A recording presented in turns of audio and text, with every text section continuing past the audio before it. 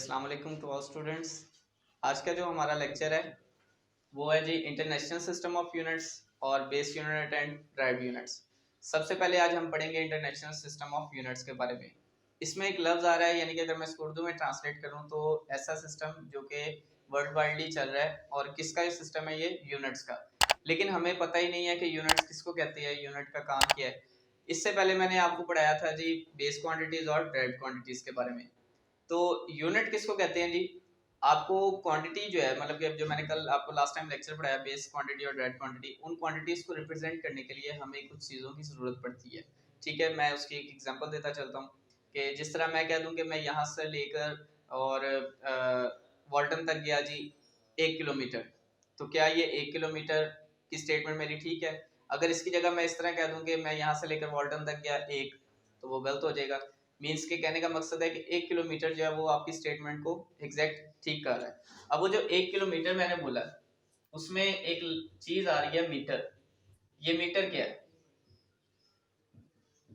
ये मीटर ही आपका यूनिट है, जो कि आपको क्या डिस्क्राइब कर रहा है कि आपने एक डिस्टेंस कवर किया है। दूसरे अल्फाजों में कह लो तो आपने एक लेंथ कवर की है। ठीक है, तो ये जो लेंथ है इसको रिप्रेजेंट करने के लिए लेंथ बेसिक एक क्वांटिटी है जो हम लोगों ने कल बेस क्वांटिटी में पढ़ी, यानी कि उस क्वांटिटी को रिप्रेजेंट करवाया एक लफ्ज ने जिसको हम कह रहे हैं यूनिट, मीटर।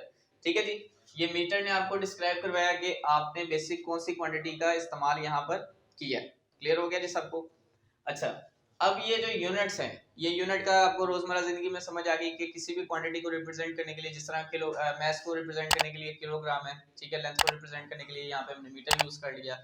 इसी तरह टाइम को रिप्रेजेंट करने के लिए हम सेकंड यूज करते हैं। इसी तरह डिफरेंट जो है वो यूनिट्स यूज होते हैं।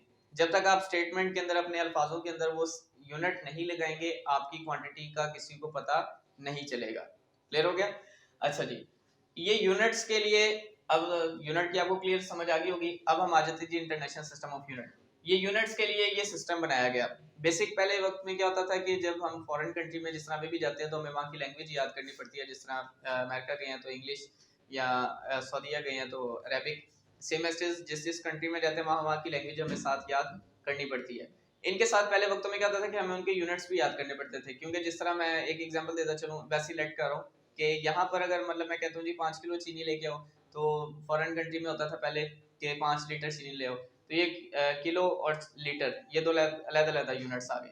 यहाँ पर आगे क्या होता था कि जब आप किसी के साथ तिजारत करते थे, ट्रेड करते थे, तो उसमें आपको क्या होता था कि आपको मसला दरपेश आता था, जिसकी वजह से इकोनॉमी पे जो था वो काफी ज्यादा बर्डन होता था।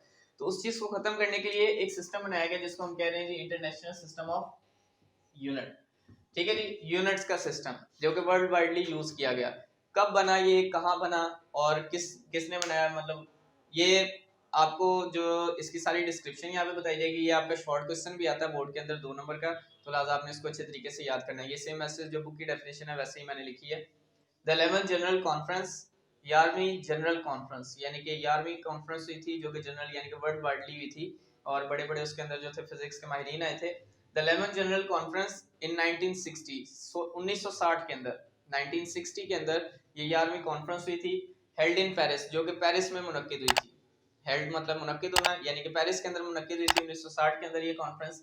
Adopted a world wide system, इन्होंने एक पूरी दुनिया में चलने वाला एक सिस्टम, एक निजाम जो था वो पेश किया।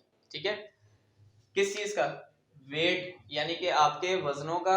ठीक है, जो आप पैमाइश के अंदर या मतलब वजन किसी चीज का करते हैं, उन चीजों के बारे में उस पर डिस्क्रिप्शन ही थी। और दूसरा मेजरमेंट्स या पैमाइशों पे, यानी कि एक ऐसा सिस्टम रखा गया जो कि पूरी दुनिया में चले। एक ऐसा निजाम पेश किया 1960 के अंदर पेरिस में, जो जिसके अंदर तमाम जगह पर पूरी दुनिया के अंदर एक जैसा ही वेट यूज हो और एक जैसे ही मेजरमेंट्स पेश आए। ठीक है जी, काम हो, अमल में आए।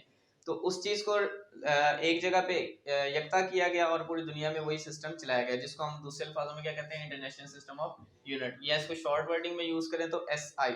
एसआई से मुराद सिस्टम इंटरनेशनल। ठीक हो गया जी?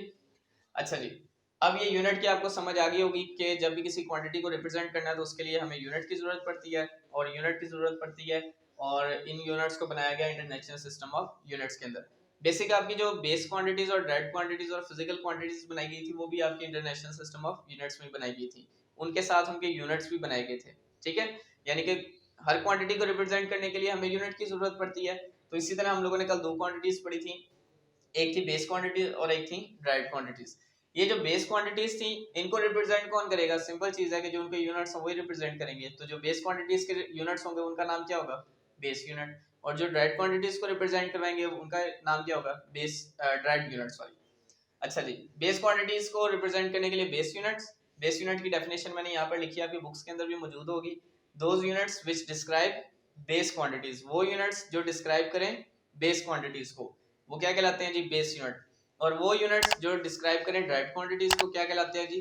Direct units. क्लियर हो गया जी सारों को? नेक्स्ट लेक्चर में आपको इंशाल्लाह बताया जाएगा कि बेस यूनिट और डायरेक्ट यूनिट्स कौन कौन से हैं, ठीक है, यानी कि क्वांटिटीज के लिहाज से आपको सारी क्लियरेंस की जाएगी, सारा समझाया जाएगा। आपने फिलहाल जो है इनकी डेफिनेशंस को याद रखना है और साथ इंटरनेशनल सिस्टम ऑफ यूनिट को। ये बेस और डायरेक्ट यूनिट्स की भी डेफिनेशन आपको बोर्ड के अंदर 2 नंबर की शॉर्ट में आ जाती है। तो आज जो हमने पढ़ा वो पढ़ा जी इंटरनेशनल सिस्टम ऑफ यूनिट। सबसे पहले हमने पढ़ा कि यूनिट किसको कहते हैं, यूनिट का काम क्या है और यूनिट होता क्या है। किसी भी क्वांटिटी को रिप्रेजेंट करवाना हो तो यूनिट की यूज होता है। दूसरी चीज, इसको रखा कहाँ गया, बनाया कहाँ गया? इंटरनेशनल सिस्टम ऑफ यूनिट के अंदर, जो कि पूरी दुनिया के अंदर अब वही सिस्टम चल रहा है आपका 1960 के अंदर और पेरिस के अंदर। और तीसरी चीज हम लोगों ने पढ़ी कि फिजिकल क्वांटिटीज को दो हिस्सों में तकसीम किया गया था, बेस और डायरेक्ट क्वांटिटीज। और डायरेक्ट क्वांटिटीज हो या बेस क्वांटिटीज हो, उनको रिप्रेजेंट करने के लिए क्योंकि क्वांटिटी है एक यूनिट की जरूरत पड़ती है। तो जो बेस क्वांटिटी को रिप्रेजेंट करता है वो बेस यूनिट कहलाता है और जो डायरेक्ट क्वांटिटी को रिप्रेजेंट करवाता है वो डायरेक्ट यूनिट कहलाता है। तो स्टूडेंट्स, अगर आपको किसी चीज की समझ नहीं आई तो आप कमेंट सेक्शन के अंदर उसके बारे में पूछ सकते हैं।